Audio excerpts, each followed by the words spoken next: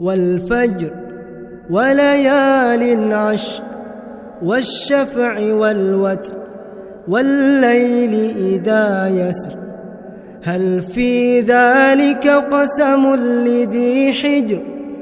ألم تر كيف فعل ربك بعاد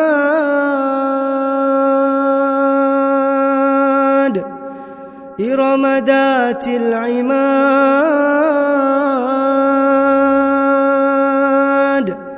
التي لم يخلق مثلها في البلاد وثمود الذين جابوا الصخر بالواد